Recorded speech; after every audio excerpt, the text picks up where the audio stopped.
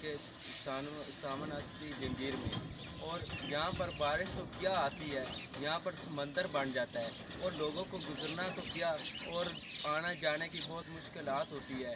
اور یہاں کے لوگوں کا یہ مطالبہ ہے کہ یہاں پر تقریباً 2-3 سال سے یہ نالیاں بھی ملی ہوئی ہیں، اور یہ سڑک بنانے کے لیے بہت سارے لوگ آئے ہیں۔ دیکھیں یہ سڑک کبھی سامان چوا دیتے ہیں، یہ جو پرالی وغیرہ لوگ غریب ہیں اور ان کا مال ڈنگر چھڑا دیتے ہیں، اور یہ کہتے ہیں کہ آپ کی سڑک بڑھنے والی ہے، 1 دن 2 دن ہفتہ وغیرہ لوگوں کو وہ بھی مشکلات ہوتی ہے، اور اس کے بعد بارش وغیرہ آ جائے اور پانی تو کیا یہاں سمندر بن جاتا ہے۔ ہم یہاں پر موجود ہیں استامن استی جنگیر میں، ہم پوچھتے ہیں وہاں کے لوگوں سے۔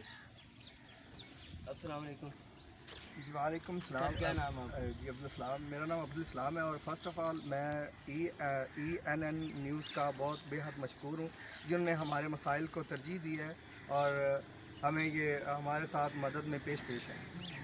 آپ کیا کہنا چاہیں گے؟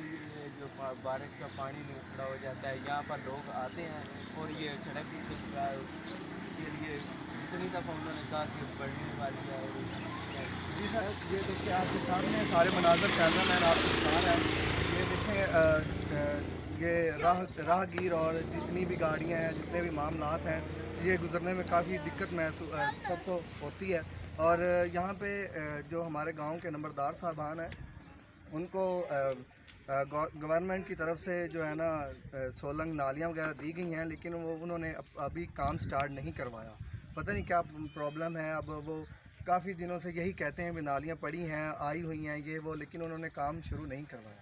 یہاں پر اس طرح کا مسئلہ ہے یا پورے گاؤں میں نہیں بنائے؟ جی پورے گاؤں میں ہے، یہ مین ہے، یہ جو روڈ ہے، یہ جو جا رہا ہے یہ مین روڈ ہے اور مین شاہراہ، اور یہ جو ہے نا تقریباً 10 گاؤں کو لنک کرتی ہے۔